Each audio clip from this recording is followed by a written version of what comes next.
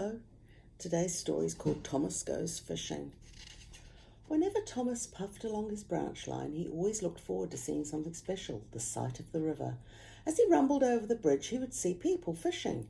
Thomas often wanted to stay and watch, but his driver said no. What would the Fat Controller say if we're late? But Thomas still thought it would be lovely to stop by the river. Every time he met another engine, he would say, "I want to fish, I want to fish, I want to fish." But they all came back with the same answer. Engines don't go fishing, engines don't go fishing. Silly stick in the muds, thought Thomas. One day he stopped as usual to take on water at the station by the river. Out of order. "Bother," said Thomas. "I'm thirsty." "Never mind," said his driver. "We'll get some water from the river." They found a bucket and some rope and went to the bridge. The driver let the bucket down into the water, and the bucket was old and had 5 holes, so they had to pull it up and empty it into Thomas's tank as quick as they could, several times over. They finished at last. That's good, puffed Thomas, and Annie and Clarabelle ran happily behind. Suddenly, Thomas felt a pain in his boiler. Steam began to hiss from his safety valve at an alarming rate. "There's too much steam," said his driver. "Oh dear," groaned Thomas. "I'm going to burst, I'm going to burst, I'm going to burst."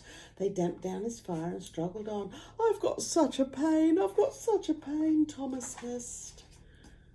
They stopped just outside the last station, uncoupled Annie and Clarabelle, and ran Thomas, who was still very hissing, fit to burst into a siding, out of the way. And then, while the guard telephoned for an engine inspector, the driver found notices in large letters which he hung on Thomas's front and behind. They said, "Danger! Keep away!"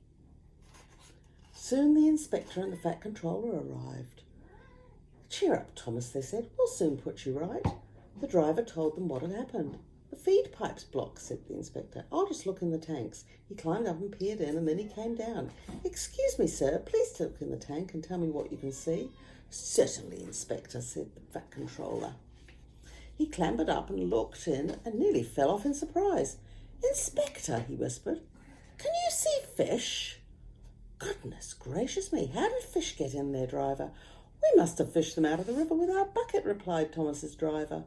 "Well, Thomas, so you and your driver have been fishing, but fish don't suit you. We must get them out." They all took turns at fishing in Thomas's tank, while the Fat Controller looked on and told them how to do it. And when they'd caught all the fish, they had a lovely picnic supper of fish and chips. "That was good," said the Fat Controller, "but fish don't suit you, Thomas, so you mustn't do it again."